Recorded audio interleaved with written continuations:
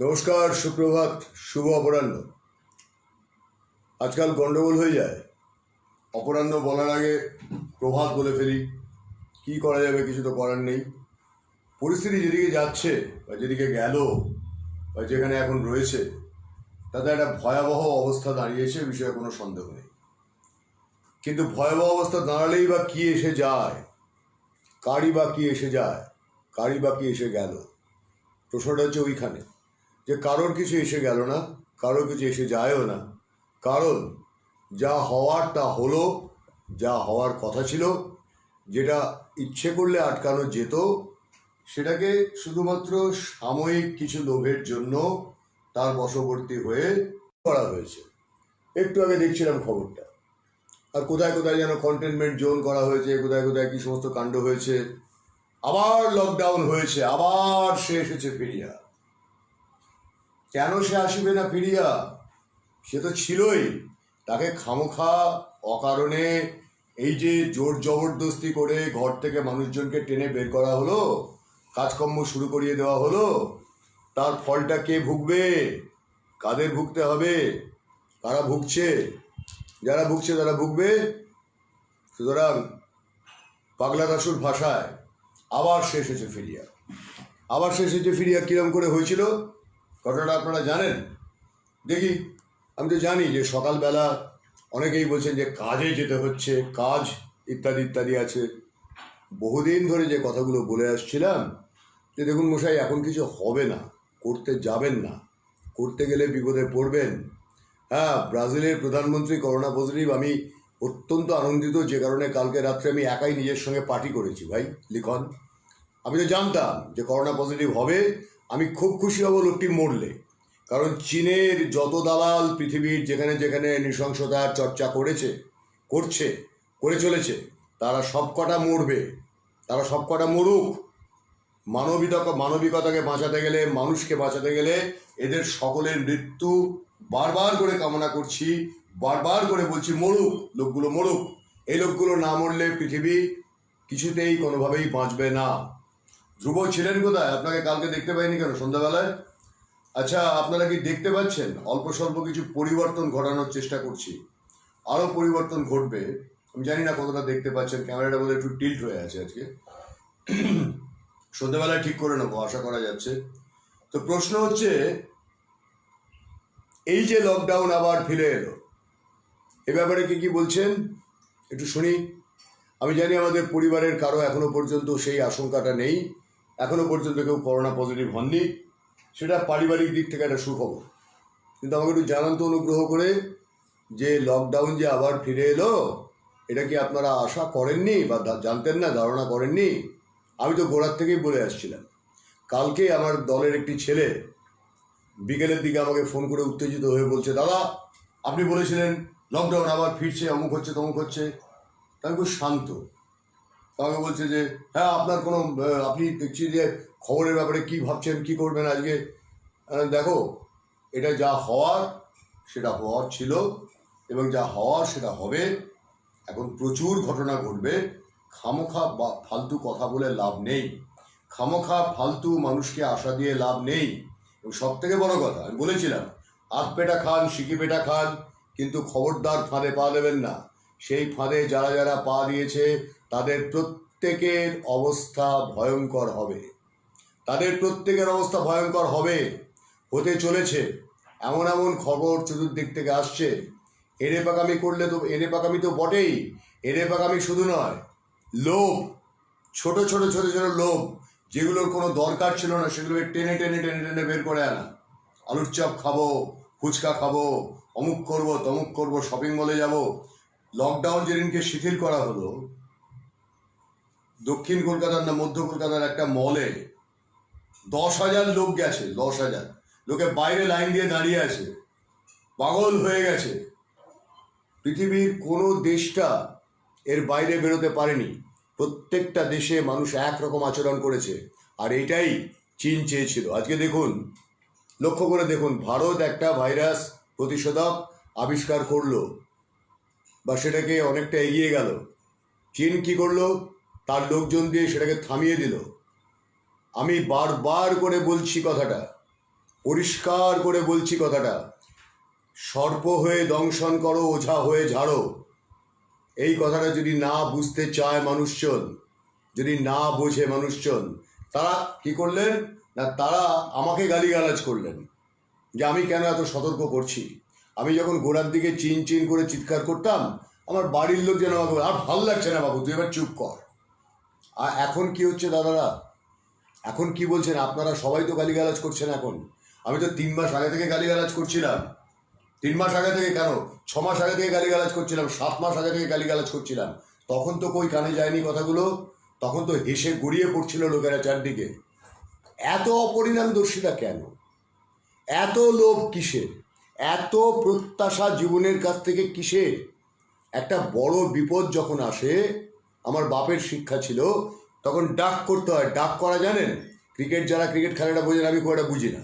Cricket খেলাতে ডাক করা বলে একটা ব্যাপার আছে, যেটা বাউন্সার এলে ডাক করতে হয়। ডাক মানে হচ্ছে একটু নিচু হয়ে যেতে হয়, তাহলে বলটা ওপর দিয়ে বেরিয়ে যায়, ঝড়টা ওপর দিয়ে বেরিয়ে যায়। যখন ডাক করার সময় আসে, মানুষ হাঁপিয়ে উঠলে হবে না ধ্রুব, হাঁপিয়ে উঠলে হবে না।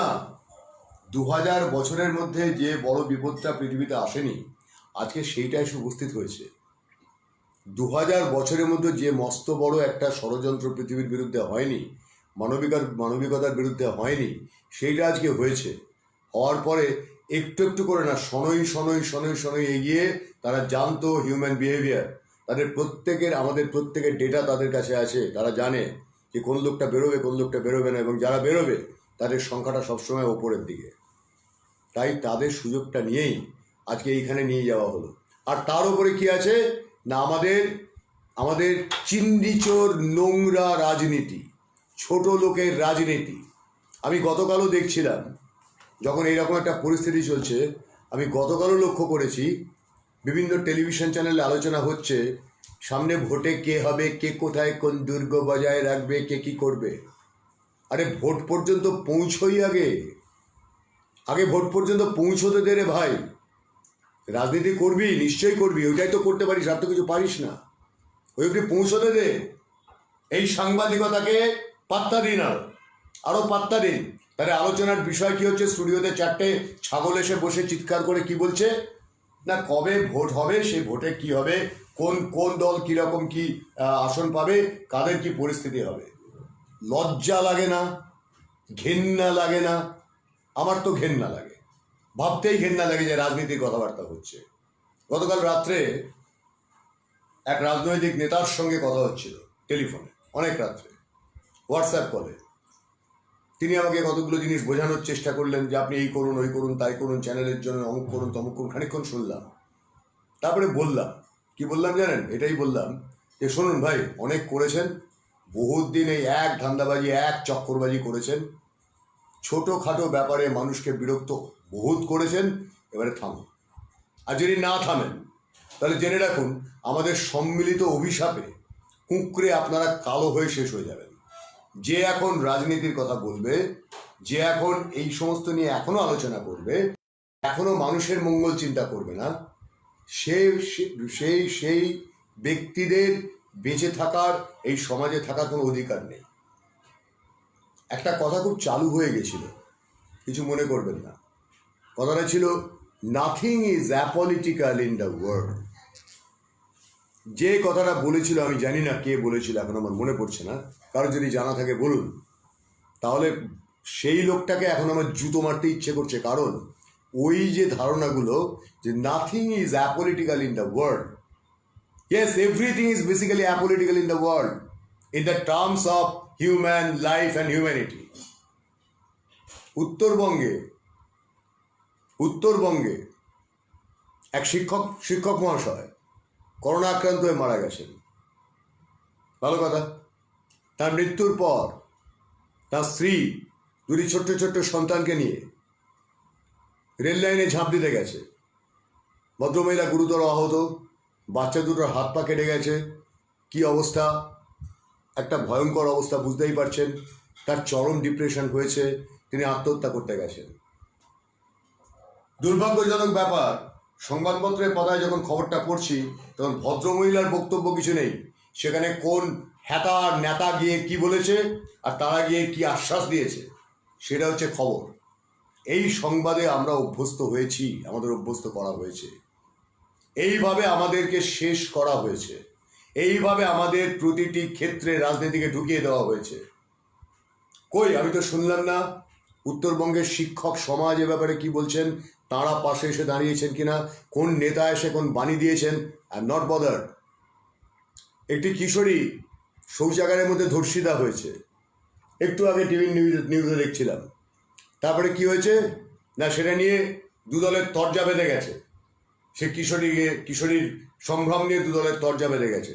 আর সেইটা খবর হচ্ছে কিশোরীটির মানসিক অবস্থা, যে ছেলেটি অপরাধটা করেছে তাকে গ্রেপ্তার করা হয়েছে কিনা, বা তাকে পাবলিকের কাছে পৌঁছে দিয়ে ঠ্যাঙানি দেওয়া হয়েছে কিনা, বা তার বিরুদ্ধে কোনো ব্যবস্থা নেওয়া হয়েছে কিনা, সেটা খবর নয়। খবরটা হচ্ছে দুদল রাজনৈতিক দল কে কি বললো সেইটা খবর। যে মেয়েটির সারা জীবনটা নষ্ট হয়ে গেল, সারা জীবনের মতো যে মানসিকভাবে পঙ্গু হয়ে গেল, একটি কিশোরী মেয়ে শৌচাগারে গিয়ে সে ধর্ষিতা হলো বা শ্লীলতাহানি হলো তারপরে সেই ঘটনাটা নিয়ে রাজনীতি ঢুকে পড়লো। সেখানে রাজনৈতিক নেতারা কে কি বলছে তার তরজা শুরু হলো। কোনটা খবর মশাই, কোনটা খবর? তাহলে এখানে করোনা নিয়ে প্রথম থেকে যা হচ্ছিল, এই দেশে বিভিন্ন রাজ্যে যা হচ্ছিল, আজকে তার ফল ভোগ করতে করতে করতে করতে কোথায় গিয়ে পৌঁছেছি আমরা? সময় মতো লকডাউন করা হয়েছিল, সময় মতো চেষ্টা করা হয়েছিল, কিন্তু মানুষজনের প্রত্যাশাটা কি? সরকার এসে আমার মুখে মাস্ক পরিয়ে দেবে, সরকার এসে আমাকে আমার চিকিৎসা করে দেবে, সরকার এসে আমাকে আমার করোনার ব্যাপারে যত রকম সরকার এসে দাঁড়িয়ে ঢাল হয়ে, আমি ভোট দিয়েছিল, তাই সরকার এসে ঢাল হয়ে দাঁড়িয়ে করোনাকে আটকে দেবে আমার হয়ে। আমার কোনো দায়িত্ব নেই। আরও রাজনীতি হোক, বারবার ফিরবে করোনা।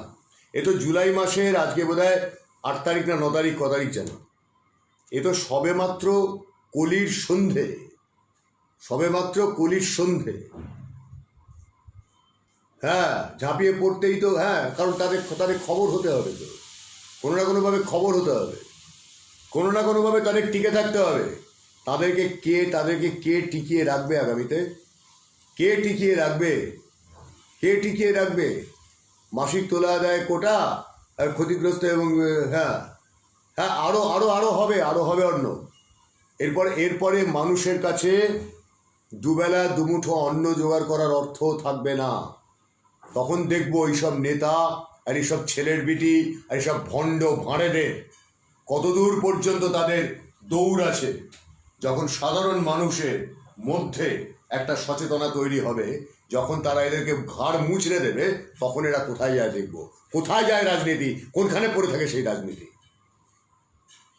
করোনা একবার কেন, 2 দিন পরে বিউবনিক প্লেগ আসছে, তারপরে সার্স আসছে, তারপরে আরো 1000টা আসছে।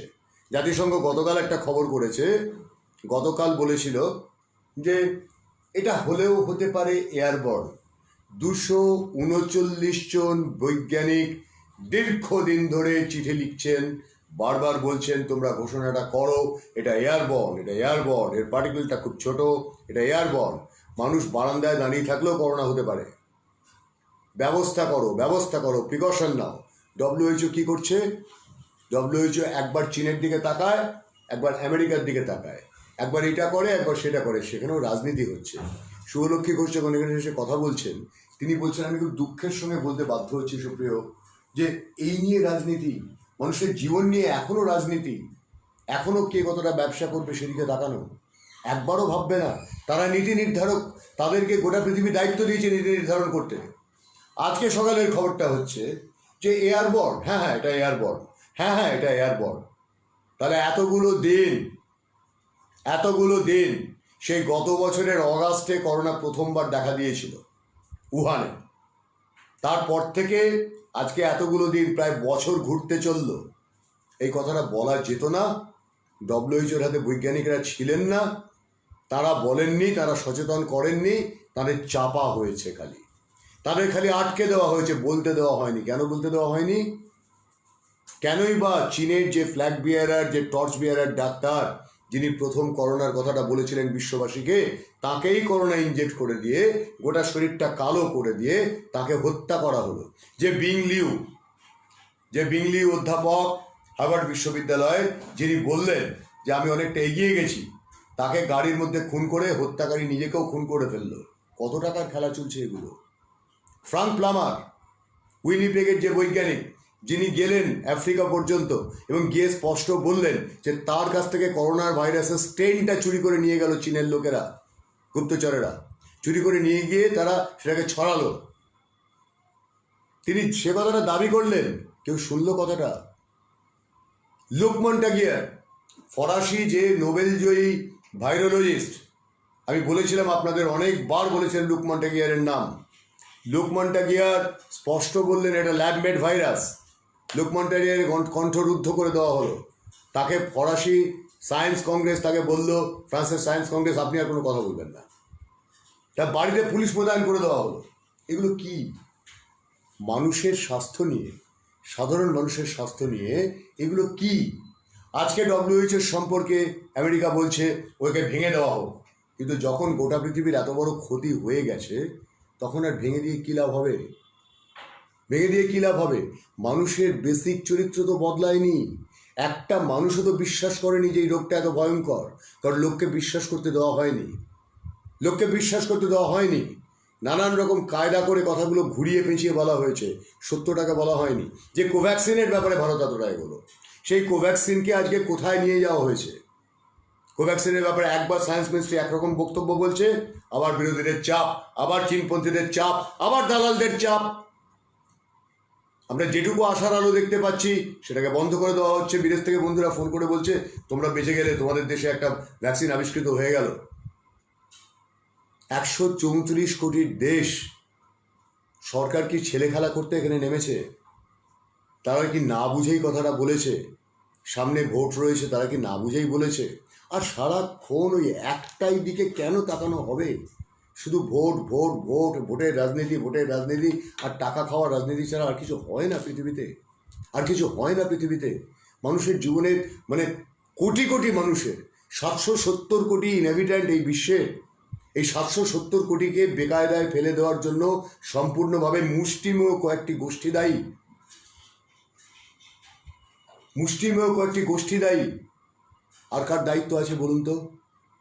যে মানুষগুলো মারা যাচ্ছে, যে পরিবারটি ভেসে গেল, উত্তরবঙ্গে যে শিক্ষকের স্ত্রী তার সন্তান দুটিকে নিয়ে, বাচ্চা দুটি সন্তানকে নিয়ে চরম ডিপ্রেশনে পড়ে যিনি রেল লাইনে আত্মহত্যা করতে গেলেন, কে দায়িত্ব নেবে বলুন তো? এটা তো একটা উদাহরণ। কে দায়িত্ব নেবে বলুন তো এগুলোর? কারা দায়িত্ব নেবে? যারা রাজনীতির কথা বলে গলার শির ফুলিয়ে খালি, তারা আসলে কি করে? নিজেদের আখের গোছানো ছাড়া তারা আর কি করে আমাকে বলুন তো, উত্তর দিন তো। ঘেন্না লাগে ভাবতে, এটা ঘেন্না লাগে। আমার ঘেন্না এই জন্য লাগে যে আমরা এই রাজনীতিকে এখনো পর্যন্ত গলায় জড়িয়ে রেখে দিয়েছি। এটাকে আমরা রাজনীতি বলি। আমরা বিশ্বাস করি এই সমস্ত তথাকথিত নেতা হ্যাতাদের কথা আমরা শুনি। আর বিরোধিতা বলতে কি বুঝি না, কতগুলো আনসান কথাবার্তা বলে দেওয়া। এটা বলে দিলেই হলো। কন্টেনমেন্ট জোন ঘোষণা হচ্ছে মহারাষ্ট্রে বলুন, বিভিন্ন জায়গাতে বলুন, এই এলাকাটা হলো, পাশের এলাকাটা হলো না।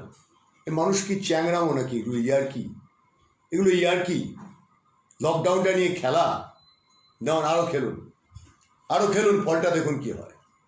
ফলটা দেখুন না কি হয়, কি হচ্ছে দেখুন না, কি হচ্ছে দেখুন।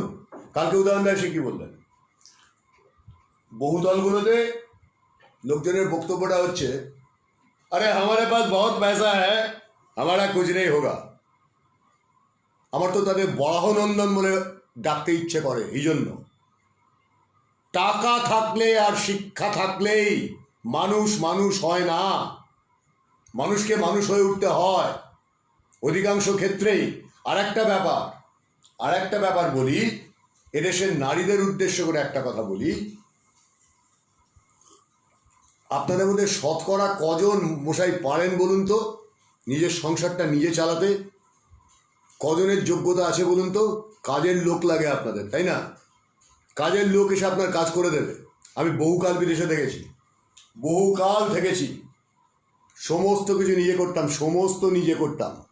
ঘর পরিষ্কার থেকে শুরু করে, রান্না থেকে শুরু করে, বাসন মাজা থেকে শুরু করে, কাপড় কাচা থেকে শুরু করে সব করতাম। চাকরিও করতাম, কাজও করতাম, সব কিছু সামলাতাম। অসুবিধা হয়নি তো? অসুবিধা হয়নি তো? এইখানে আমার এই ছোট্ট থাকার জায়গাটিতে আমার স্ত্রী আছেন, মা আছেন, একটি কন্যা আছে। আমাদের একটিও কাজের লোক নেই। আমার স্ত্রীকে আমি কোনোদিন বলতে শুনিনি যে আমরা কাজের লোক চাই, কারণ সে কাউকে ঢোকাবেই না বাড়িতে। তার সে আত্মনির্ভর। আমি সাহায্য করতে পারি না হয়তো সেরকমভাবে, বা সে গ্রহণ করে না, সেটা অন্য প্রসঙ্গ। কিন্তু আমাদের আত্মনির্ভরতা আছে। কটা পরিবার, এই যে সাউথ সিটির কথাটা গতকাল উদয়নদা বললেন, কটা পরিবার পেরেছে কাজের লোক ছাড়া থাকতে, তারা কাজের লোক ঢুকিয়েছে। আর ঢোকানোর ফলে কি হয়েছে, বহুতলগুলোতে বড্ড বেশি আলসেমি হয়ে গেছে না, বড্ড বেশি আয়েস হয়ে গেছে, তাই না? আমার টাকা আছে, আমার কিছু হবে না। তাহলে জাহির বোলসোনারো তো ওই তথাকথিত সাউথ সিটির বাসিন্দাদের চেয়ে অনেক বেশি টাকা আছে, অনেক বেশি ক্ষমতা আছে। তার কেন হলো? প্রিন্স চার্লস তো ইংল্যান্ডের যুবরাজ, তার কেন হলো? সে আদৌ কি অবস্থায় আছে কেউ জানে না, তার কেন হলো? স্পেনের রাজকুমারীর কেন হলো? তার তো আরও বেশি টাকা আছে মশাই, সে তো রাজকুমারী, তার কেন হলো? ব্রিটিশ প্রধানমন্ত্রী কেন হলো? এবং জেনে রাখুন, যার একবার করে হয়েছে রোগটা, দ্বিতীয়বারের জন্য জেনে রাখুন খুব স্পষ্ট করে, সে কোনোভাবেই বাকি জীবনটা কোনোভাবেই পুরো সুস্থ হয়ে বাঁচতে পারবে না, পারবে না। বিশেষ করে যাদের বয়স 40-এর ওপরে, তাদের ক্ষেত্রে হবে না এটা। আমি বহু স্টাডি, সারাক্ষণ প্রত্যেক দিন রাত জেগে জেগে আমি প্রতিদিন পড়াশোনা করি, এটা নিয়ে সারাক্ষণ করছি। ওই জন্যে বারবার কনসাস করেছি, বারবার বলেছি, এবং এখনো বলবো। আপনার বাড়িতে কাজের লোক নেই, ভালো কথা সুব্রত, ভালো কথা। কিন্তু অধিকাংশ লোকের অভ্যাসটা কি জানেন? আমি একটা উদাহরণ বলছি, দাঁড়ান। আমার নিজের বাড়ি দিয়ে বিদেশে থাকতে তখনও এসব টেলিফোন আসেনি, এসব হোয়াটসঅ্যাপ হয়নি। পয়সা খরচা করে ফোন করতে হতো, ISD কল বিদেশ থেকে। বাবা মাকে যখনই ফোন করতাম, বাবা রিটায়ার্ড তখন, বর্ধমানে থাকতেন, যখনই ফোন করতাম প্রবল হট্টগোল হচ্ছে। কি ব্যাপার? না কাজের লোক আসেনি, রান্নার লোক আসেনি, কাজের লোক দেরি করে আসছে, রান্নার লোক দেরি করে আসছে। তারা কথাই বলতে পারছে না। একটা ছেলে, সে বিদেশ থেকে এত পয়সা খরচা করে ফোনটা করছে, তাদের কথা বলার সময় অবধি নেই। ওরে ছেড়ে দে, আমরা এখন কথা বলতে পারছি না, আমাদের এই অবস্থা, আমাদের ভয়ঙ্কর অবস্থা। কি ব্যাপার? না কাজের লোক আসে। এত বেশি পরনির্ভরশীলতা কিসের জন্য ভাই? কিসের জন্য জানেন? আমেরিকাতে, কানাডাতে দূতাবাসের কর্মীরা কি অসভ্য ছোট লোক জানেন তারা? ভারতীয় দূতাবাসের কর্মীরা, তারা এখান থেকে কাজের লোকগুলোকে নিয়ে যায়, তারা ওগুলো পায়, they are allowed to get it. সেই প্রাচীন ব্যুরোক্রেটিক সিস্টেম, তারা নিয়ে যায়, নিয়ে গিয়ে তাদের উপর ভয়াবহ টর্চার করে, জানেন, ভয়ঙ্কর টর্চার করে। এবং তাদের ওপরে, এবং তাই নিয়ে যে কত কাণ্ড ঘটেছে, কত কিছু ঘটেছে, তার শেষ সীমা নেই। এমনকি এরকমও ঘটনা ঘটেছে, আমি জানি, বিদেশে একটা মোটামুটি চাকরি করে বাংলাদেশে বা ভারতে এসে, আমার তো বিরাট অবস্থা, এই সেই হ্যানত্যান এই সমস্ত বলে, তার ওখানে স্ত্রী আছে, তার ওখানে সংসার আছে, এখান থেকে বিয়ে করে একটি মেয়েকে নিয়ে যায়, সচরাচর গরিব ঘরের মেয়েদের নিয়ে যায়, নিয়ে গিয়ে তাকে কেলারে, মানে মাটির তলার যে থাকার যে গুদাম ঘর, সেখানে রাখে এবং তাকে দিয়ে ঘরের কাজ করায়, কারণ ওখানে কাজের লোকের খরচাটা অনেক বেশি। এই যে ভারতীয়দের সামন্ততান্ত্রিক অভ্যাস, এই সামন্ততান্ত্রিক অভ্যাসটা পৌঁছেছে কতদূর পর্যন্ত রূপ ছড়িয়েছে জানেন? একেবারে সমাজের মধ্যবিত্ত, এমনকি নিম্ন মধ্যবিত্ত শ্রেণীর মধ্যে রূপ ছড়িয়ে গেছে। তারা কাজের লোকের উপর নির্ভরশীল, নিজেরা কোনো কাজটা করতে পারে না। আমি দেখেছি, আমার খুব ভালো লেগেছে দেখে, বাচ্চা ছেলে মেয়েরা ঘর রং করা থেকে শুরু করে, প্রতিটি আসবাবপত্র তৈরি করা, মেরামত করা শুরু করে, ইলেকট্রিকের যাবতীয় কাজকর্ম প্রত্যেকটা তারা শেখে। কেন শেখে জানেন? না শিখলে তাদের উপায় নেই, হাতের কাজ করার লোকের খরচা ভয়ঙ্কর। অ্যাডভোকেট বন্ধু আছে, তার নাম হচ্ছে ডরোথিয়া, জার্মানিতেই থাকেন, ডরোথিয়া হফম্যান। তো ডরোথিয়া একদিন আমার বাড়িতে একটা পার্টিতে আমি ডেকেছি, ডরোথিয়া তুমি এসো, তোমার বয়ফ্রেন্ডকে, বা হাজব্যান্ড নয়, বয়ফ্রেন্ডকে নিয়ে এসো। ডরথিয়া আমাকে বললো যে সুপ্রিয় তুমি তো ওখানে দেখুন 3 ধরনের চাকরিকে খুব উচ্চ মর্যাদায় দেখা হয়, 3 ধরনের কাজকে। এক হচ্ছে উকিল, উকিলকে সমাজে খুব উপরের স্তরে রাখা হয়, ডাক্তার আর সাংবাদিক। এই 3টে পেশাকে তারা মনে করে এরা সমাজের ওপিনিয়ন মেকার। সে ডরথিয়া হচ্ছে উকিল, সে আমাকে বললো আমি তোমার বাড়িতে যাবো, তুমি তো হাইব্রাও। হাইব্রাও মানে? না তুমি তো সাংবাদিক, তোমার তো সব বড় বড় লোকেরা আসবে ওখানে, আমার আমার বয়ফ্রেন্ডকে কী করে নিয়ে যাই বলো তো? এখন তোমার বয়ফ্রেন্ড কী অপরাধ করলো, নিয়ে আসবে না কেন? ওরা তো ফিটার, মানে মানে লোকের বাড়িতে গিয়ে গিয়ে ওই ইলেকট্রিকের কাজকর্ম যারা পারে না, ওয়াশিং মেশিন ফিট করা, বাসন মাজার মেশিন ফিট করা, কল টল ঠিক করা, এই সমস্ত করে, প্রচুর টাকা কামায়। তার ঘন্টায় রেট 80 ইউরো, যেটা আমরা পর্যন্ত আমাদের 125 ইউরো ঘন্টায় পেতে আমাদের রীতিমতো মানে মাথার ঘাম পায়ে ফেলতে হতো। তারা ঘন্টায় 80 ইউরো রেট নেবে, আর ছুটির দিনে ডাকলে ডবল 160 ইউরো নেবে। 160 ইউরো মানে 75 দিয়ে গুণ করুন, 80 ইউরো মানে 75 দিয়ে গুণ করুন বা 80 দিয়ে গুণ করুন, কত হচ্ছে? 16,000 টাকা হচ্ছে। 16,000 টাকা তারা নেবে ঘন্টায়। সুতরাং মজাটা ভাবুন যে এই যে আমাদের মানসিকতাটার মধ্যেই ঢুকে পড়েছে সামন্ততান্ত্রিক অভ্যাস। তাই কি হয়েছে, বহুতল বাড়িগুলোতে সেখানে করোনা ছড়িয়েছে হু হু করে, বস্তিতে কিন্তু ছড়ায়নি। দেবনাথ আছিস? দেবনাথ আমাকে একটা ছবি পাঠিয়েছিল পরশুদিন, তাতে আদিবাসী একটি বাচ্চা মেয়ে, তার কোলে একটা ছোট বাচ্চা, তার ভাইটাই হবে, দুজনের মুখে পাতা, ছেঁড়া পাতা তারা কিভাবে যেন বেঁধেছে লতা পাতা দিয়ে, ওইটাই তাদের মাস্ক, তারা ওইটা পরেছে।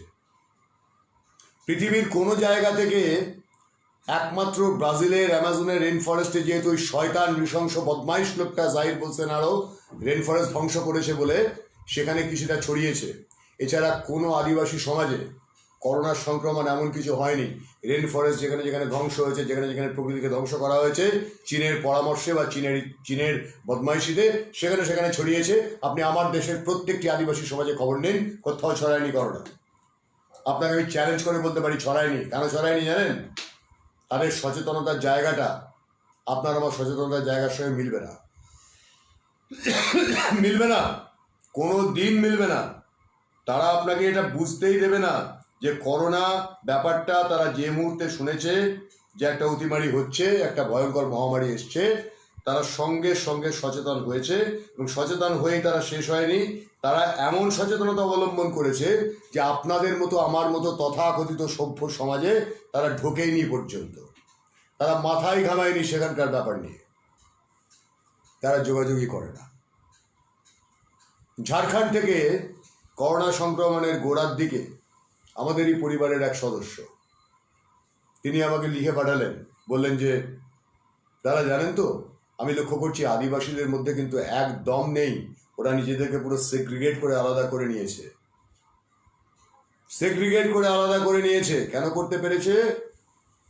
ওরা জানে, ওরা মাটিতে পা দিয়ে চলে, ওরা আপনার আমার মতো তথাকথিত দোঁয়াশলা শহুরে হয়ে ওঠেনি, ওদের মধ্যে সভ্যতাটা আসলে আছে। আপনি এখনই আরণ্যক খুলে বসুন, ডবরু পান্নার কাহিনী পড়লে বুঝতে পারবেন তারা কতটা সচেতনভাবে এই জিনিসের মোকাবিলা করতে পারত এবং পেরেছিল এবং পেরেছে। তাদের আভিজাত্য বোধ, তাদের সম্মান বোধ, তাদের মানে আত্মনির্ভরতা আমাদের থেকে লক্ষ কোটি গুণে বেশি এগিয়ে আছে। সেই সমাজটাকে ধ্বংস করা হয়েছে। ইংরেজরা এসে শিখিয়েছিল যে এরা হচ্ছে, এদেরকে সরিয়ে রাখো, এরা তোমাদের নিগার, মানে আমরা নিজেরাই কালো, আমরাই ওদের কাছে নিগার, আমাদেরও আবার নিগার, আমরা ভাগ করে নিচ্ছি, আমার টাকা আছে অথবা আমি সব কিছু পারি। না, আমি পারি না সব কিছু, আমার অধিকার নেই সব কিছু করার। আমি যে চেষ্টাটা করছি, আমি কি করছি basically, what the hell I am doing.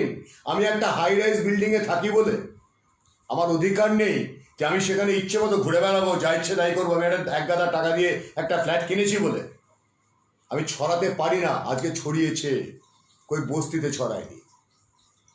বস্তিতে ছড়ায়নি, ছড়িয়েছে সেই সব লোকের মধ্যে যারা বেপরোয়া মানসিকতা নিয়ে এই জিনিসগুলোকে এভাবে করেছে এবং এখানে ওখানে সেখানে ঘুরে বেড়াচ্ছে, পাত্তাই দিচ্ছে না। আমার টাকা আছে, আমার লোকবল আছে, আমার গুন্ডা বাহিনী আছে, আমার মাফিয়া বাহিনী আছে, আমাকে করোনা ধরবে না। কোথাকার হরিদাস পাল হে তুমি?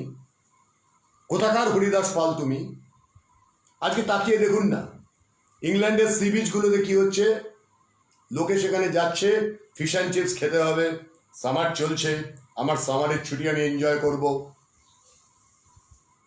তারপরে কি হলো ব্যাপারটা? সেখানে মদ খেয়ে মাতলামি করে মারামারি করে কি করলো ব্যাপারটা? করোনাটাকে আরো ছড়িয়ে দিল। কথাগুলো পছন্দ হচ্ছে না, তাই তো? যদি পছন্দ হয় তাহলে অন্তত পক্ষে কিছুক্ষণ, আমি এখানে খুলে রেখেছি, কিছুক্ষণের জন্য এই কথাটা আমাকে জানান, ঝড় তুলে জানান যে হ্যাঁ এইটা করা আমাদের উচিত ছিল, আমরা করিনি, আর করিনি বলে আজকে আমরা ফেঁসে গেছি। আর যারা আমাদের ফাঁসিয়েছে তাদের জন্য আমরাও ফেঁসে গেছি। ইচ্ছাকৃতভাবে ব্যাপারটাকে ছড়ানো হলো। কই রাজ্য সরকারকে তো সেসব দিয়ে বলতে হলো, বাধ্য হলো বলতে। কত লোক মরছে, কত লোক কি হয়েছে, কত লোক তাই হয়েছে। প্রথম দিকে কি হচ্ছিল? অনেক চেষ্টা তো করেছিলেন মুখ্যমন্ত্রী, অনেক চেষ্টা করেছিলেন। আর বাকিগুলো কি চেষ্টা করেছে? বাকিরা তারা কি করেছে? সারাক্ষণ ব্যাপারটা নিয়ে কতটুকু কনসাসনেস ছড়িয়েছেন? প্রশ্ন থাকছে। বেপরোয়া মনোভাব দেখাননি। এই যে আমাদের প্রসূনকে একজন বলেছিল, আরে ডাক্তার আসবে না, কান ধরে নিয়ে চলে আসবো। আমি বলেছিলাম তোর বাপ যদি বিন্দুমাত্র অসুস্থ হয়ে থাকেন, সেটা 50 বিন্দু বেড়ে যাবে। তুই ডাক্তারকে কান ধরে আনিস। আগে ভদ্র হতে শেখ, মানুষ হ আগে, তারপরে ডাক্তারকে কান ধরে আনতে যাবি। আগে মানুষ হ। এই অডাসিটিগুলো বড্ড বেশি বেড়ে আছে। এদেরকে কোনো একটা জায়গাতে গিয়ে থামানো ভীষণভাবে দরকার। আমি আবারও বলছি, যে কটা লোক নেতির কথা বলবে, যে কটা লোক বেপরোয়া মনোভাব দেখাবে, তাদেরকে সামাজিক বয়কট করে শুয়োরের খোঁয়ারে ঢুকিয়ে চাবি দিয়ে, তালা দিয়ে সেই চাবি গঙ্গায় চুড়ে ফেলে দিতে হবে। আবার সে এসেছে ফিরিয়া। গোড়ার দিকে যখন প্রাণের কথা করতাম, খুব বিক্ষিপ্ত থাকতাম, খুব চেঁচামেচি করতাম। আজকে যখন প্রাণের কথা করতে বসেছি, আবার বিক্ষিপ্ত হয়ে গেছি, চেঁচামেচি করছি। কারণটা হচ্ছে চেঁচামেচি না করলে একটা অভ্যাস হয়ে দাঁড়িয়েছে। কি জানেন তো? অশ্লীলতা, ছোটলোকমি, যৌনতা, নোংরামি, মানুষের পেছনে লাগা, অসভ্যতা এবং সর্বোপরি নীচতার প্র্যাকটিস, এইগুলোই হচ্ছে সমাজের অভ্যাস। যে কারণে ইউটিউবে যখন কেউ গালিগালাজ দিয়ে প্রতি কথায় পুরুষাঙ্গ নিয়ে কথা বলে 2.5 মিনিট 3 মিনিট ধরে, 5 মিলিয়ন লোক সেটা শুনতে যায়। এই কথাগুলো শুনতে ভালো লাগে না। এখন কি করবেন মশাই? আর কত এই নিয়ে বাঁচবেন? একটু জিজ্ঞাসা করতে ইচ্ছে করে তাদেরকে আমার, কত এই নিয়ে বাঁচবেন? টিভিতে এই ঢংনা কামড় সিরিয়াল দেখে কতদিন চলবে? আর হবে? হোক, দেখা যাক কিভাবে হয়। আমরাও দেখবো কিভাবে হয়। কারণ আমরা জানি যে প্রতিটি ক্ষেত্রে, আমি আবার বলছি আপনাদের, প্রতিটি ক্ষেত্রে প্রতিটি দিন আমি অন্তত 3 থেকে 4 ঘন্টা সময় ব্যয় করি শুধুমাত্র এই করোনা নিয়ে পড়াশোনা করার জন্য, জানার জন্য কি কি হচ্ছে না হচ্ছে। এবং তাতে আমি কোনো রাস্তা দেখতে পাচ্ছি না। শুধু এইটাই দেখতে পাচ্ছি যে মানুষ ইচ্ছাকৃতভাবে ব্যাপারটাকে এইখানে টেনে নিয়ে এলো। আমার দেশের ছবিটা এরকম হওয়ার কথা ছিল না, এটা করে দেওয়া হলো। ভালো লাগছে না শুনতে কথাগুলো। এই যদি আমি 4টে গালিগালাজ দিতাম, অমুক দলের বা তমুক ব্যক্তির কুৎসা করতাম, খুব ভালো লাগতো শুনতে। সেগুলো করলে কি হবে জানেন? এগুলো আপনি যত করবেন, আপনার ইমিউনিটি তত কমবে, তত আপনি নিজেকে খরচা করবেন ভেতর থেকে। আপনার ভেতরে নেতি যত ঢুকবে, নিগেশন যত ঢুকবে, যত নোংরামো ঢুকবে, যত বেশি পরিমাণে আপনি এই সস্তা অন্তঃসার শূন্য ভাড়ামোর সঙ্গে থাকবেন, তত আপনার ইমিউনিটি খতম হবে। চ্যালেঞ্জ। থাকুন ওইসব নিয়ে পড়ে, থাকুন সস্তামো নিয়ে পড়ে। এইটা কাজে লাগাবেন না। বিজ্ঞানীরা তো বলেই দিয়েছে পরিষ্কার করে যে আমরা এটার 2.5% কাজে লাগাই না, 2.5% কাজে লাগাতে পারি না। আইনস্টাইন কাজে লাগাতে পেরেছিলেন 4% কিছুটা বেশি, তাই তিনি আইনস্টাইন হয়েছিলেন। আর আপনারা কারা, আমরা কারা? আমাদের আমাদের আমাদের ওস্তাদিরা কোথায়? কথায় কথায় কি, আরে বাপরে বাবা, আরে আমার কিছু হবে না, আমার কিছু হবে না। মদের দোকানে লাইন পড়েছে কালকে, যে মুহূর্তে শোনা গেছে লকডাউন হতে যাচ্ছে, মদের দোকানে লাইন পড়েছে। এমনকি রাজ্য সরকারকে ব্যবস্থা করতে হয়েছে কিনা মদের ব্যবস্থাটা করা হোক, বাড়িতে বাড়িতে ডেলিভারি করে দেওয়া হোক। সল্টলেকে বাড়িতে বাড়িতে ডেলিভারি করে দেওয়া হচ্ছে। এত বেহায়া নির্লজ্জের জাত। বাজারে হাটে যেখানে সেখানে ভিড় ভাট্টা করে এ ওর ঘাড়ের ওপর চড়ে। আমি একজনকে মাস্ক পরতে বলেছিলাম বলে সঙ্গে মারতে চলে এলো। কত সহজ ব্যাপার। কিছু মানুষ না গুঞ্জা, কিছু মানুষ না, 98% জনই তাই। আমি মাস্ক পরতে বলেছিলাম বলে আমাকে মারতে এলো, আমার গায়ের উপর উঠে আসে। ভিডিওটা আছে, এখন দেখবেন। আমি বলছি আপনি কাছে আসবেন না, কাছে আসবেন না। হ্যাঁ আমি আসবো, হ্যাঁ আমি আসবো, আর পরবো না মাস্ক। পরে জানা গেল সেই ওষুধের দোকানে কাজ করে। ওষুধের দোকানে যে লোকটা কাজ করে তার যদি এই যদি সামাজিক ব্যবহার হয়, তাহলে যে লোকগুলো জানে না কিছু, আমি তো বলবো। একটু আগে একজন রিক্সাওয়ালা, আমার একটা বোন আছে কাছাকাছি, সে ফলগুলো পাঠায় আমাদের। ফলমূলটা আমার ওটাই প্রধান খাদ্য। ফোন করে বলি যে বাবা আমাকে একটু মাগো এগুলো একটু পাঠিয়ে দেয়। অধিকাংশ সময় নিজে পৌঁছে দেয়, আর যদি না পারে, ছোট্ট দোকান আছে একটা, আর না পারে তো একটা রিক্সা করে পাঠিয়ে দেয়। রিক্সাওয়ালাটা দিতে এসছে, বিশ্বাস করবেন মাস্ক তো পরেইছে, হাতে গ্লাভস পরেছে এত পর্যন্ত, ফুল প্যান্ট পরেছে। কারণ আগের দিন আমি বলেছিলাম হ্যাঁ রে হাফ প্যান্ট পরে চালাচ্ছিস কেন, ফুল প্যান্ট পরবি, মাথাটা ঢাকবি, মাথাটাও ঢেকেছে। আবার জিজ্ঞেস করছে আমাকে, দাদা বল যা যা বলেছিলে করেছি কিন্তু। হ্যাঁ বাবা ভালো করেছিস, তোর তো ঘুরে বেড়াতে হবে, তোর তো উপায় নেই, তোর তো পেট চালাতে হবে, উপায় নেই। তাই তুই যদি সতর্ক না হোস। দেখুন এই কথাটাই আমি যখন একটা অর্ধশিক্ষিত বা যাই হোক সেই লোকটাকে বলতে গেলাম, যার ছবি আপনারা দেখেছেন, সে আমাকে মারতে এলো। কিন্তু একজন রিক্সা চালায়, যে মানুষটা রিক্সা চালিয়ে খায়, কত বয়স হবে, 35-36 বছর, 40 বছর বয়স হবে, তার ঘরে বাচ্চা আছে, সে কিন্তু সতর্কতা বজায় রাখছে। এই যে একটা মাথা মোটা আছে, এই শরৎ, ওর বক্তব্য আমার কাছে ব্যাপার আছে, আমি ব্যবস্থা করে নেব। আজ বাদে কাল ঘরে একটা ছোট বাচ্চা আছে, যদি কিছু হয়, গড ফরবিড, যদি কিছু হয়, আমি যদি খবর পাই, আমি যেভাবেই হোক না কেন গিয়ে ছুরি নিয়ে গিয়ে ওকে খুন করে আসবো। আমি বলে দিলাম লাইভে, এই শরৎকে খুন করে আসবো আমি। ওর জন্য যদি বাচ্চাটার কিছু হয়, ওর জন্য আমার কোনো মাথা ব্যথা নেই। যে পশ্চাৎপক্ষতা করবে তার জীবন বিপন্ন। তার জীবন বিপন্ন একা নয়, তার পরিবার আছে, তার সমাজ আছে, চারপাশে সবাই আছে। আমি বলেছি তো, আমাদের রিপোর্টার্স টিমের একটি মেয়ে গতকাল শুনলো না আমার কথা। আমি তাকে পই করে বললাম, বেরোস না রে, ওরে বেরোস না রে, বেরোস না রে। না, আমাকে যেতেই হবে দাদা, আমার খুব জরুরি কাজ দাদা, আমাকে যেতেই হবে দাদা। চলে গেল বাসে করে অনেক দূর। বাসে উঠেই আমাকে জানালো প্রচণ্ড বমি পাচ্ছে গো দাদা, আমি কিচ্ছু করতে পারবো না। আমি ঠিক আছে, তোকে কিছু করতে হবে না, আমি দেখছি। আমি জানতাম। তারপরে আজকে সকাল থেকে তার অবস্থা, মানে এখনো পর্যন্ত ঘুম থেকে উঠেছে ঠিকই, এদিকে লো প্রেশারে ভুগছে, 50টা সমস্যা আছে, বাড়িতে ছোট একটা বাচ্চা আছে, বয়স্ক শাশুড়ি শ্বশুর আছেন, যেখানে গেছে সেখানেও বয়স্ক মানুষজন আছেন। এখন পৃথিবীর একটা এমন অবস্থা, আপনি এক জায়গা থেকে আরেক জায়গায় মুভ করাটা মানেই আপনি অন্যায় করছেন। আপনি বুঝবেন না কেন? কেন বুঝবেন না? আপনাকে কে বলেছে যে আপনার যদি মাথায় অন্যরকম ভাবনা থাকে, আপনি ভাই সমাজ ত্যাগ করুন। সমাজ ত্যাগ করুন। আপনি সমাজ ত্যাগ করে আপনি সমাজের বাইরে বেরিয়ে গিয়ে অরণ্যে চলে যান, অমুক জায়গায় চলে যান, যেখানে সমাজের কেউ আপনাকে কানেক্ট করতে পারবে না, আপনার দ্বারা ইনফেক্টেড হতে পারবে না।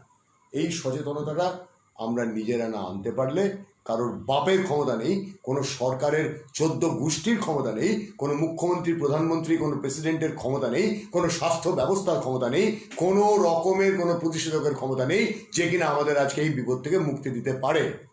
কার কখন কবে হবে কেউ বলতে পারে না।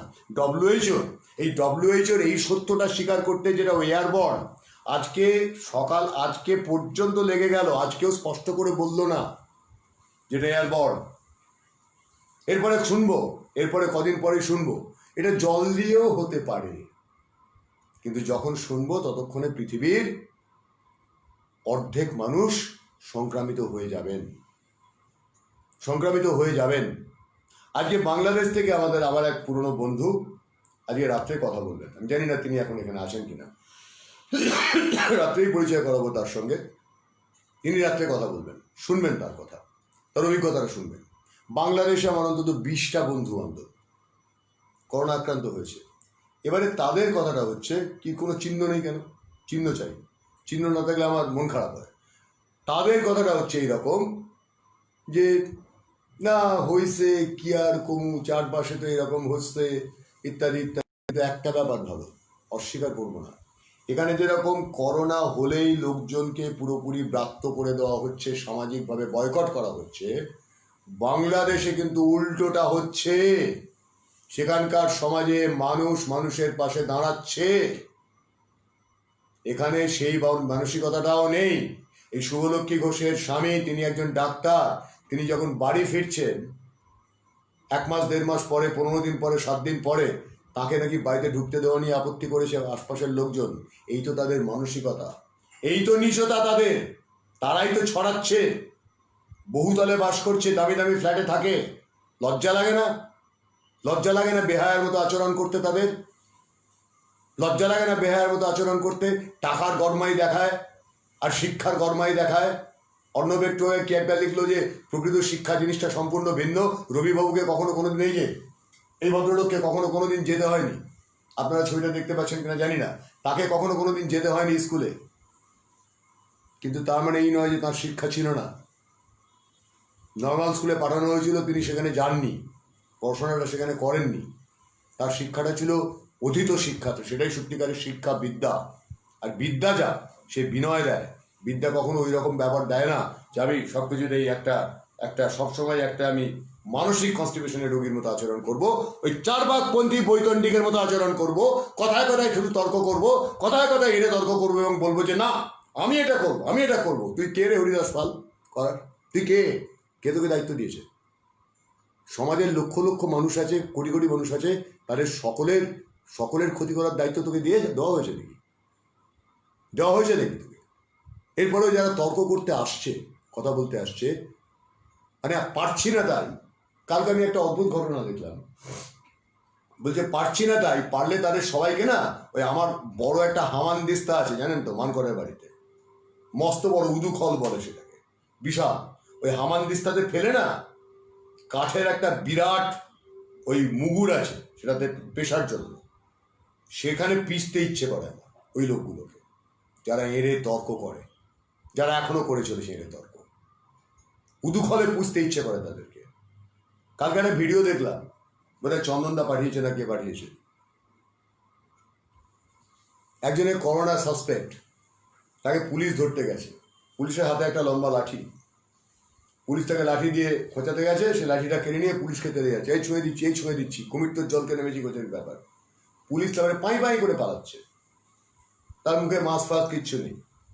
ব্যাপারটা একটা খেলা হয়ে দাঁড়িয়েছে, ব্যাপারটা একটা খেলা হয়ে দাঁড়িয়েছে। একদল লোক ধরে নিয়েছে আরে এমনিতেই তো ইমিউনিটি তৈরি হয়ে যাবে, তারপরে এমনিতেই সব ঠিক হয়ে যাবে। আমি মদটা খাই, ফুর্তিটা করি, ফুর্তিটার যে শেষ ফুর্তি হতে চলেছে সেটা কে বোঝাবে মশাই?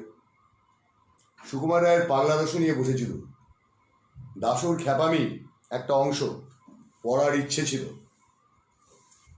আবার সে এসেছে ফিরিয়া, সেই অংশটা একটু পড়ার ইচ্ছে ছিল, কিন্তু মুড গেছে বিগড়ে, তাই পড়বো না, কোনো দরকার নেই পড়ার। কি হয়েছে? ঠিক ওষুধ আসতে এখন দেরি আছে। অর্ণব, ঠিক বলেছো তুমি, একদম ঠিক বলেছিস, ওষুধ আসতে এখন বহু দেরি আছে। ভ্যাকসিনেশনটা যেটা হবে, সেই ভ্যাকসিনেশনটা নিয়ে আপনি হয়তো ঠেকাতে পারেন, কিছু লোকের ক্ষেত্রে ঠেকানো যাবে, সবারই ক্ষেত্রে যাবে না। সুতরাং যদি আশা করে আমি বসে থাকি বা আমি প্রত্যাশা করি যে আমি অমুকটা করলাম, চবনপ্রাশটা খেলাম আর এইটা করলাম, আমার করোনা হবে না, আমি বারবার বলেছি অভিমানী প্রেমিকা বাইরে দাঁড়িয়ে আছে, আপনি বেরোবেন, তাকে ধরবেন, সে আপনার সঙ্গে ঢুকে আসবে, আপনাকে, আপনার পরিবারকে, আপনার চারপাশের সবাইকে একসঙ্গে শেষ করে দেবে। আপনি ভাবতেও পারবেন না, বুঝতেও পারবেন না, আপনি ইচ্ছাকৃতভাবে ব্যাপারটা করবেন। আমার মাছ খেতে হবে, আমার অমুকটা চাই, আমার তমুকটা চাই, ভালো আম পাচ্ছি না কেন? আরে ভাই, একটা পৃথিবী জুড়ে বিপদ এসেছে। আরে ভাই, নিজেকে সংযত করুন। আরে ভাই, সারা জীবন পড়ে আছে যদি বেঁচে থাকেন, আর না হলে নাই, খতম। হয় খতম হয়ে যান সবাইকে নিয়ে, আর না হলে আপনি ফুর্তি করতে বেরিয়ে পড়ুন। এই যে কন্টেনমেন্ট জোন আলাদা আলাদা করা হয়েছে, আপনারা কি ধারণা করছেন লোকে সেটা মানবে? লোকে সেটা মানবে? লোকে কি করবে? প্রত্যেকে ভাববে ওই যুধিষ্ঠিরকে প্রশ্ন করা ধর্মের উত্তরের মতো, আমার কিছু হবে না, আমি বেঁচে যাব। পাশের বাড়ির লোকটার হবে, অমুকের হবে, তমুকের হবে, আমার কিছু হবে না। আমি স্বাস্থ্যবিধি ফিধি মানব না, পাত্তা দেব না, আমার কিছু হবে না। এই যে মানুষের বেসিক ধারণা, এটা শুধুমাত্র আমার দেশের, আমার সমাজের লোককে বলে লাভ নেই। এটা গোটা পৃথিবীতে এই পিকচারটা চীন খুব ভালো করে জানতো বলে তারা এই পিকচারটা তৈরি করেছে বলে তারা আজকে বলতে চাইছে আমরা থার্ড স্টেজে পৌঁছে গেছি, যেখানে আগে কোনো রকম পরিচ্ছন্ন করে কোনো ধারণাই দেওয়া হয়নি, সায়েন্স জার্নালে কিছু লেখাই হয়নি। এটা ব্যবসা, মানুষের স্বাস্থ্য নিয়ে, গোটা পৃথিবীর স্বাস্থ্য নিয়ে এটা চীনের ব্যবসা। চীনের উদ্দেশ্য প্রণোদিতভাবে করছে, উদ্দেশ্য প্রণোদিতভাবে করছে। কারণ তাদের দেশের কটা লোক মরলো না মরলো, বাঁচলো কি হলো, কিছু এসে যায় না তাদের। তারা একটা স্বৈরাচারী সরকার চালায়। উহানে তারা লক্ষ লক্ষ লোককে মেরেছে, লক্ষ লক্ষ লোককে মেরেছে। গোড়ার থেকে বলে আসছি কথাগুলো। এখনো চীনের ভেতরে ভয়ানকভাবে সংক্রমণ চলছে, আমরা জানতে পারছি না, কারণ তাদের কিচ্ছু এসে যায় না। তারা তাদের মতবাদ প্রতিষ্ঠা করার জন্য, পৃথিবী জয় করার জন্য নেমেছে। আর আমরা কি করছি? আমি প্রথম দিন থেকে বলে আসছি, ষড়যন্ত্রের ফাঁদ পাতা আছে, পা দেবেন না। নানানভাবে মহাকাব্য থেকে, ইতিহাস থেকে, রামায়ণ বলুন, মহাভারত বলুন, বিশ্ব ইতিহাসের বিভিন্ন ঘটনা বলুন, একটার পর একটা উদাহরণ টেনে এনে বলেছি। আমরা কি করেছি? আমাদের লোকেরা কি করেছে? এখনো ফুর্তি ফামারি, এখনো পর্যন্ত ওই ভাঁড়ামি, এখনো পর্যন্ত ওই কি যেন সমস্ত অসভ্যতা, সেই সব নিয়ে পড়ে থেকে প্রয়োজনীয় কথাগুলো দরকারের সময় শোনেনি কেউ, এখনো শুনছে না কেউ। আগামীকাল বিকেল 5টার সময় নাকি লকডাউন বলবৎ হবে। এর মাঝখানে 31 জুলাই পর্যন্ত কি একটা লকডাউনের ঘোষণা হয়েছিল না? কি লকডাউন হয়েছিল ভাই? কি লকডাউন হয়েছিল সেটা? কি লকডাউন হয়েছিল? পথে ঘাটে কি দেখা যাচ্ছে? আমি যখন দিল্লিতে কথা বলছি এক কথা, আমি মহারাষ্ট্রে কথা বলছি এক কথা, গুজরাটে কথা বলছি এক কথা। কালকে কুয়েত থেকে যে ভদ্রলোক কথা বললেন, সুশান্ত নাগ, কি বললেন তিনি? বলে ভয়ঙ্কর অবস্থা দাদা, ভয়ঙ্কর অবস্থা দাদা। আমরা এই দেখুন ওই গার্ডটা দেখিয়ে দিলেন যে এইভাবে নিয়ে আমরা, এত প্রিকশন নিয়ে আমরা কোনো রকমের বেঁচে আছি, টিকে আছি। ছড়িয়ে পড়েছে সাংঘাতিকভাবে, কাউকে ছাড়বে না। একদল আবার ধারণা করে নিয়েছে, একদল অতিবোদ্ধা কয়েকজন আমাকে বোঝাতে চেষ্টা করলো, না না ব্যাপারটা আপনি বুঝতে পারছেন না, সবারই হবে। যেরকম চিকেন পক্স হয় না, সবারই হবে, কিন্তু মরবে না কেউ। আমার ইচ্ছে করছিল, সামনে ছিল না তাই, আমার যদি হাতে একটা অস্ত্র থাকতো, ইচ্ছে করছিল পেটের মাঝখান থেকে ফাঁক করে দিতে। বুদ্ধি বলে কিছু আছে এদের বুদ্ধি বলে কিছু আছে, কোনো ধারণা আছে। একটা অতিমারি যেটার কোনো প্রতিষেধক নেই, যেটা কোনো ওষুধ নেই, সেটাকে নিয়ে ছেড়ে খেলা করার ফল কি হতে পারে? দেখতে পাচ্ছে না চোখের সামনে কি ঘটছে একটার পর একটা ঘটনা। জানি না আপনারা কে কি বলছেন। রঘুনাথ বাবু, এই ভাইরাসটার 73টা মিউটেশন ক্যাপাসিটি। প্রথমে 38টা শুনেছিলাম, তারপরে 73টা, এখন শুনবেন কটা? 127টা। তারপরে শুনবেন কটা? তারপরে শুনবেন যে 292টা। তারপরে আপনি একটা প্রতিষেধক বের করবেন, সেটা দিয়ে হয়তো 10টাকে মারা যাবে, দুর্বল করা যাবে, কিন্তু বাকিগুলো বেঁচে থাকবে। বৈজ্ঞানিকদের বলতে বলা হচ্ছে, বাধ্য করা হচ্ছে যেটা ল্যাবমেড নয়। মানলাম ল্যাবমেড নয়, তাহলে ওয়াইল্ড প্যাঙ্গোলিন থেকে, মানে বাদুর থেকে ওয়াইল্ড প্যাঙ্গোলিন থেকে মানুষে আসা, এটা হচ্ছে একটা থিওরি। যে ভদ্রমহিলা চীনের ব্যাটম্যান শি ঝেংলি, যিনি স্পষ্ট করে বললেন যে এই করোনা ভাইরাসের টিপ অফ দ্য আইসবার্গ দেখতে পাচ্ছি, এই করোনা ভাইরাসের পরে ভয়ানক চেহারা নেবে, সে ভদ্রমহিলা তার 7 দিনের মধ্যে গুম হয়ে যান। কি করে গুম হয়ে যান? তাকে কেন খুঁজে পাওয়া যায় না? গোটা পৃথিবীর সংবাদ মাধ্যম কি করছে বসে বসে? একবার খবর করে দিয়েই শেষ হয়ে গেল। কই চীনের ওপর চাপ তো তৈরি হচ্ছে না, আন্তর্জাতিক মহল থেকে চাপ তো তৈরি হচ্ছে না। কারণ কি? এখনো পলিটিক্স চলছে, এখনো ব্যবসা চলছে। ওই ব্যবসার টাকা নিয়ে যাবি কোথায় তোরা? করবিটা কি টাকাটা দিয়ে? কুয়েতের খবরটা তো শুনলেন কালকে। ব্লু কলার জব যারা করে 60 দিনার না দিরহাম কি যেন মাইনে দেয়, লোকগুলোকে তো দেশে পাঠাতে হবে। তারপর আর এখানে কি করছেন বহুদলের বাসিন্দারা? কি করছেন? কাজের লোক চাই, কাজের লোক আসবে, কাজ করে দেবে। আমি পটের বিবি বা পটের বাবু, আমি বসে থাকবো, আমাকে কাজের লোক এসে করে দেবে। শুনুন, এক সময় ফরাসি বিপ্লবের আগে চেম্বারমেড বলে একটা পদ্ধতি ছিল। চেম্বারমেড মানে জানেন তাদের কাজ কি ছিল জানেন? বলতে খারাপ লাগছে, একসময় আমাদের দেশেও ছিল পদ্ধতিটা। একসময় আমাদের দেশে খাটা পায়খানা ছিল। আপনাদের মনে আছে? আমি আমার ছোটবেলায় দেখেছি, ম্যাথর বলে একটা সম্প্রদায় ছিল। তারা শহরের বাইরের দিকে বাস করত। সপ্তাহে একদিন করে এসে তারা ওই ড্রামটা মাথায় করে তুলে নিয়ে যেত, নিয়ে গিয়ে একটা ময়লা ফেলার জায়গায় ফেলতো। এই চেম্বারমেডের কনসেপ্ট থেকে এই ব্যাপারটা এসেছিল, ব্রিটিশদের তৈরি করা পদ্ধতি। তার আগে আমাদের দেশের পদ্ধতি অন্যরকম ছিল। চেম্বারমেডটা কি জানেন? প্যারিসের যে ফরাসি বিপ্লব হয়েছিল তার নেপথ্যের কারণগুলো কি জানেন? একটা হচ্ছে চেম্বারমেডের কি ছিল? তারা ঘরে একটা পাত্রের মধ্যে সকালবেলায় রেচন ক্রিয়াটি করতো। ওই চেম্বারমেডের কাজ ছিল তাকে পরিষ্কার করে দিয়ে ওইটা তুলে নিয়ে গিয়ে বাইরে ফেলা। প্রথম বিদ্রোহটা তাদের দ্বারা শুরু হয়েছিল। ফরাসি বিপ্লবের শুরুটা তাদের দ্বারা হয়েছিল, তাদের হাতে আর শ্রমিকদের হাতে হয়েছিল। যে কারণে ওই রানী যাকে গিলোটিনে মরতে হয়েছিল, সে কি বলেছিল? ওরা রুটি খেতে পারছে না, রুটির জন্য চেঁচাচ্ছে, কেক খেলেই পারে। মনে নেই? এরা হচ্ছে সেই প্রজাতির মানুষজন যারা আজকে করোনা ছড়াচ্ছে, দায়িত্ব নিয়ে ছড়াচ্ছে। এরা সেই প্রজাতির মানুষজন, বিশ্বাস করুন। এরা ওই ফরাসি রানীর সঙ্গে এদের কোনো পার্থক্য নেই। যে ফরাসি মানে তথাকথিত এলিট সম্প্রদায় যারা চেম্বারমেডকে দিয়ে এগুলো করতো না, আমি কোনো কাজে হেল্প করতে পারি না, অস্বীকার করছি না। সালমা লিখেছে কথাটা, আমি কোনো কাজে হেল্প করতে পারি না, কিন্তু আমি করতাম, করে অভ্যস্ত ছিলাম। করতে বলা হলে আমি এখনও করতে পারি, কিন্তু আমার সময় পাই না, কাজে ব্যস্ত থাকি, পারি না। অস্বীকার তো আগেই বলেছি আপনাদের, অস্বীকার করিনি। চেম্বারমেডদেরকে দিয়ে প্রথম বিপ্লবের শুরুটা হয়েছিল, কারণ মানুষকে ছোট করতে করতে করতে করতে করতে করতে এমন জায়গায় নিয়ে গিয়েছিল যে গণবিপ্লব সংগঠিত হয়েছিল। আজকে এই চেম্বারমেড যারা ব্যবহার করতো তাদেরই বংশধররা এই বড় বড় হাই রাইজে বসে থেকে তারা আজকে কি করছে?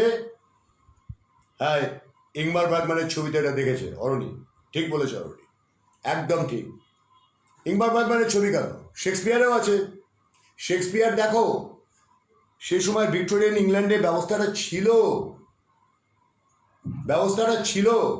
লর্ড বা লেডি ঘুম থেকে উঠে তারা প্রাতকৃত্য করবে, পরিষ্কার করার জন্য তাদেরকে পরিষ্কার করে দেওয়ার জন্য লোক ছিল, পোশাক পরানোর জন্য লোক থাকতো, এখনো থাকে। রাজ্যপালের এখনো থাকে, পোশাক পরানোর লোক থাকে, তাই পোশাকটা পরিয়ে দিতে হয়। দেখুন, এই সামন্ততান্ত্রিক বন্দোবস্ত, এই মানসিকতা কিন্তু আর এখানে আর চলবে না। মোদ্দা কথাটা হচ্ছে যে এই ব্যাপারটা আর চলবে না, এই কাজগুলো আর করা যাবে না। অদূর ভবিষ্যতে এগুলোকে একদম সমান জায়গায় আনতে হবে। তথাকথিত বামপন্থা তারা এইগুলো মুখে বলেছে, কাজের বেলায় নিজেরা যেগুলো ব্যবহার করেছে সেটা হচ্ছে আজকের চীনের ছবিটা, নৃশংসতা ছাড়া অন্য কোনো কিছু নয়।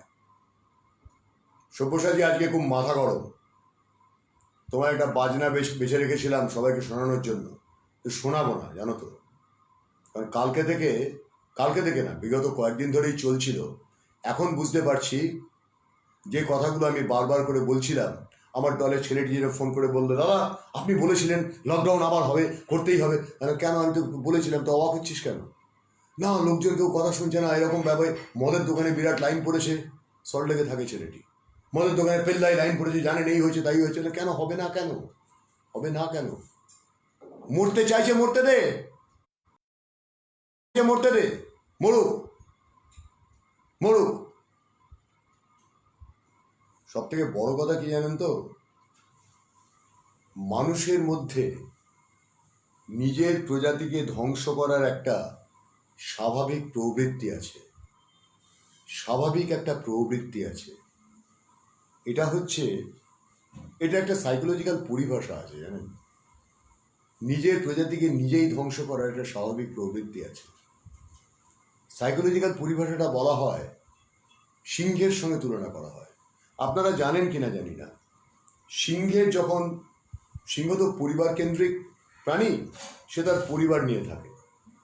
সিংহ দলবদ্ধভাবে থাকে না, খুব খুব কম ক্ষেত্রেই দলবদ্ধ থাকে। সিংহী যখন বাচ্চা জন্মায়, সিংহ চেষ্টা করে বৃষ্টি বাদলার দিনে যখন শিকার করা যাচ্ছে না, গুহা থেকে বেরোনো যাচ্ছে না, বা তার কোনো কারণে সে চোট পেয়েছে, কিছু হয়েছে, ছোট বাচ্চা থাকলে সে খেয়ে নেয় নিজের বাচ্চাকে। সিংহী ওই জন্য চেষ্টা করে বাচ্চা হওয়ার পর সিংহের অন্যত্র চলে যাওয়ার চেষ্টা করে। সে তো মায়ের ইনস্টিংক্ট, সে বাচ্চাগুলোকে বাঁচাতে চায়। তো সিংহের এই যে ইনস্টিংক্টটা আছে না, নিজের বাচ্চাকে নিয়ে নিজেই খেয়ে নেওয়া, এইটা একটা মানসিক প্যাটার্ন। অধিকাংশ মানুষের মধ্যেই নিজের প্রজাতির ওপর হামলা চালানো, তাদের ক্ষতি করা, তাদের প্রতি নৃশংস আচরণ করার একটা প্রবৃত্তি থাকে। এই প্রবৃত্তিটাকে পাশবিক প্রবৃত্তি বললে ভুল হবে। এটা মানুষেরই প্রবৃত্তি। মানুষই একমাত্র প্রাণী যে কিনা নিজের প্রজাতিকে নিজে হত্যা করে। এবং এই সমাজ যেভাবে আজকে, আমি শুধু আমার সমাজের কথা বলবো না, আমি প্রতিটি সমাজের কথাই বলবো, তারা যে আচরণ দেখালো করোনা পরবর্তী সময়ে, তাতে স্পষ্ট দেখতে পেলাম এই সমাজ মূলত এই সাইকোলজিক্যাল প্যাটার্নের ভেতরে ঢুকে গেছে। আর ঢুকে গেছে বলেই প্রাকৃতিক নিয়মে এর একটা ধ্বংস ঘটা অবশ্যম্ভাবী, স্পষ্ট দেখা যাচ্ছে। তার প্রতিটি ইঙ্গিত ফুটে উঠছে, প্রতিটি ইঙ্গিত ফুটে উঠছে। যদু বংশ ধ্বংস হয়েছিল, সেটা অন্য কারণ ছিল, সেটা ছিল পারস্পরিক মাৎসন্যায় রঘুনাথ বাবু। কিন্তু এখন যেটা হচ্ছে, এখনো পর্যন্ত যারা লোভ, দুর্নীতি, অহিংসা, অসভ্যতা এবং সর্বোপরি অমানবিকতার চর্চা করে চলেছে, তাদের জন্য আমি বারবার করে বলছি, গা জোয়ারি করে বলছি, চিৎকার করে বলছি, দাবি করে বলছি, তাদের কারোর বাঁচার কোনো সম্ভাবনা নেই।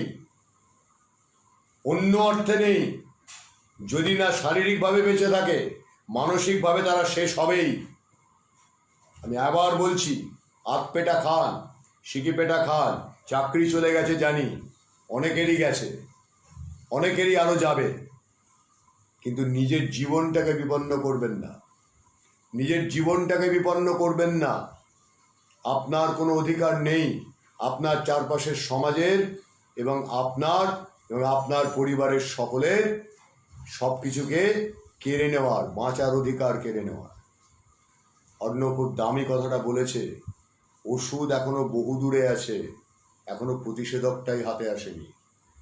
আর প্রতিষেধক হাতে এলেও 134 কোটির দেশে সেই প্রতিষেধক সকলের কাছে পৌঁছতে একটা সময় লাগবে। পৃথিবীর যে দেশই প্রতিষেধক তৈরি করুক না কেন, সে আমরাই করি, অন্য কেউই করুক, তাই আমাকে আমার ইমিউনিটি বাড়াতে হবে, আমাকে আমার নিজের প্রাণের ওপর আস্থা রাখতে হবে, আমাকে যেভাবেই হোক টেনে মেনে বেঁচে থাকতে হবে।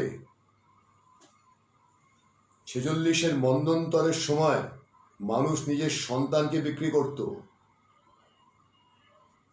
মানুষ মানুষের মাংস খেয়েও বাঁচার চেষ্টা করেছে।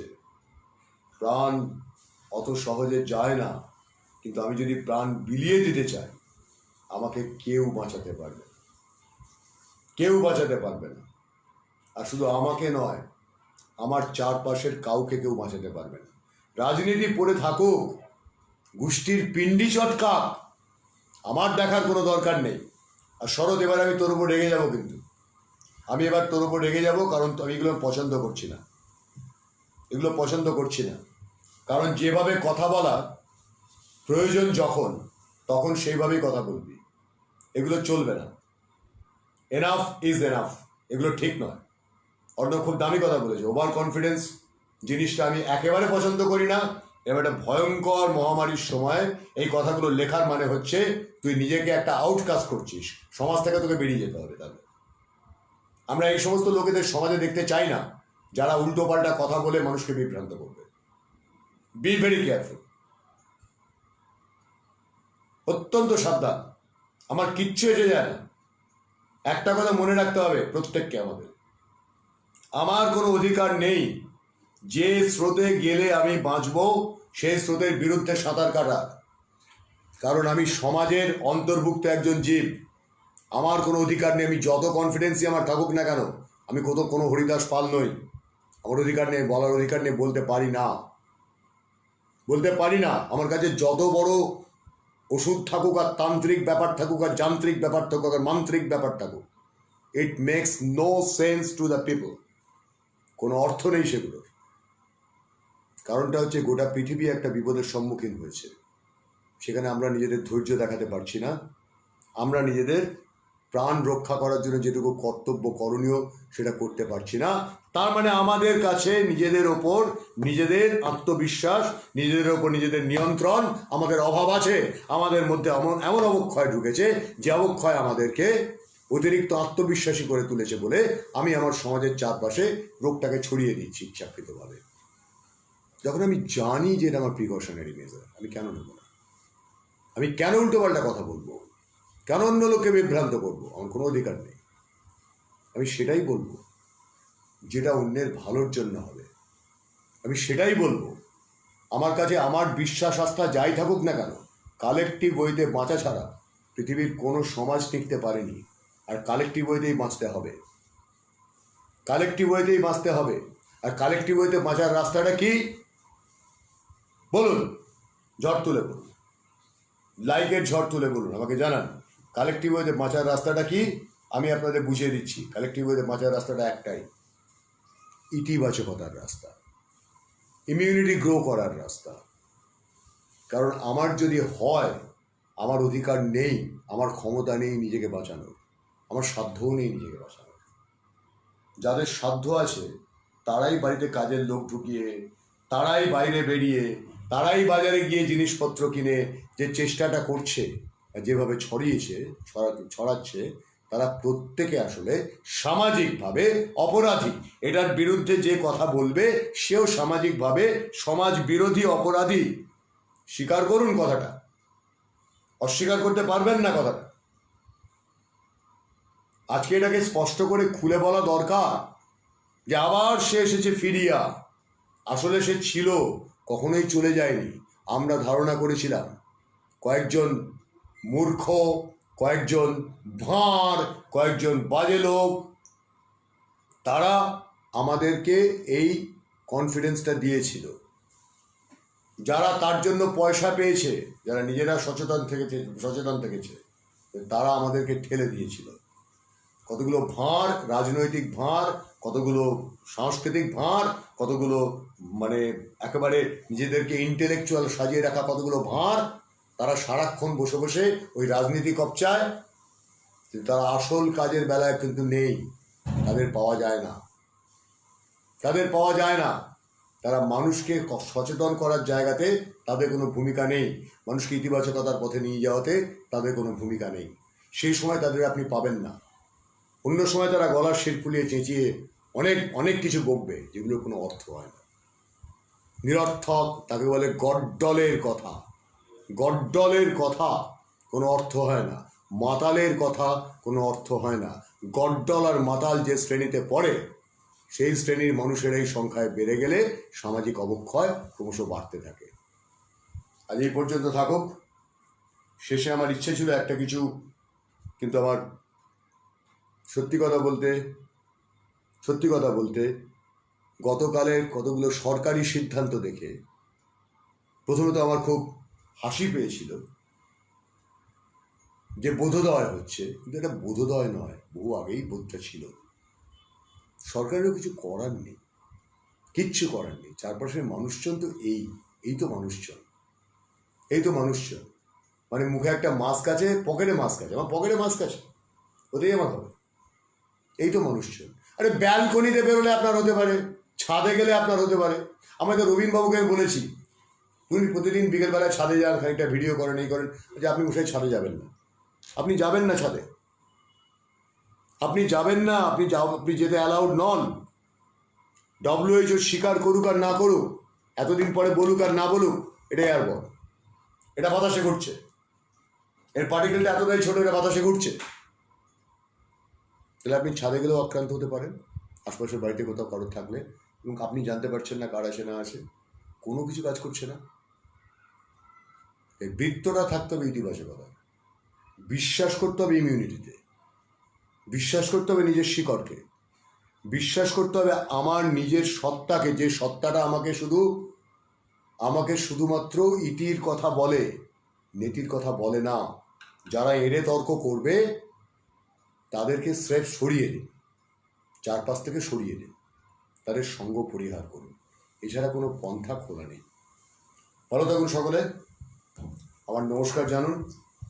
রাতে দেখা হবে। রাতে আজকে অনেকগুলো বিষয় আছে, আমরা তুলে আনবো বিভিন্ন দিক থেকে, সেগুলো নিয়ে আলোচনা হবে, কথা হবে, অনেকের কথা শুনবো, অনেক জায়গার পরিস্থিতি জানবো। সকলকে আনন্দম বলি, প্রাণংসার মন্ত্রের কথা বলি, এবং বলি আরও একটা অন্য রকমের অনুষ্ঠানের কথাবার্তা আমি ভাবছি। হয়তো প্রাণের কথা একদিন হবে, একদিন সেটা হবে, এরকমভাবে হবে, দেখা যাক কী হয়। কিন্তু যাই হোক আর তাই হোক না কেন, আমার পরিবারের মধ্যে একটা লোকেরও যেন এই সংক্রমণের সুযোগ না আসে। কারণ আমরা এটা মেনেছি প্রথম দিন থেকে, আমরা এটা ততদিন পর্যন্ত মানব যতদিন না পর্যন্ত সবুজ পতাকা উঠছে। সবুজ পতাকা উঠতে এখন দেরি আছে। সকলে ভালো থাকুন, নমস্কার জানুন। একটা বাজনা বাজানোর ইচ্ছে ছিল, সে বাজনাটা কি বাজাবো? আচ্ছা, একটু বাজনাটা বাজানোই যাক। দেখুন, আজকে সন্ধ্যাবেলায় উত্তরবঙ্গের একটা খবর আমার দেওয়ার ইচ্ছে আছে, দেখা যাক কতটা কি হয় না হয়। আমার দেওয়ার তো ইচ্ছে খুবই আছে, থাক, বাজনা দরকার নেই, ভাল লাগছে না। সুকুমার রায়ের বইটা নিয়ে বসলুম, ইচ্ছে ছিল ওই জায়গাটা একটু পড়বো, সেটাও ভাল লাগছে না, সেটাও ইচ্ছে করছে না। সত্যি কথা বলতে একেবারেই কিছু ভাল লাগছে না, কোনো কিছুই পছন্দ হচ্ছে না। সবটাই মনে হচ্ছে যেন কোথায় যেন গন্ডগোল হচ্ছে, এইটাই মনে হচ্ছে বারবার। এই মনে হওয়াটা খুব একটা ভুল মনে হচ্ছে না।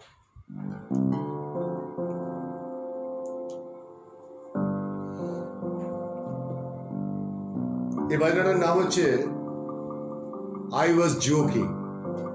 একটা সিনেমাতে চাঙ্কি পান্ডে অভিনয় করেছিল না, আর হাবিজাবি বলে দিয়ে বলতে আই ওয়াজ জোকিং। এই করোনাকে নিয়ে আমাদের যেন আই ওয়াজ জোকিং হচ্ছে, এটাই মনে হচ্ছে আমার।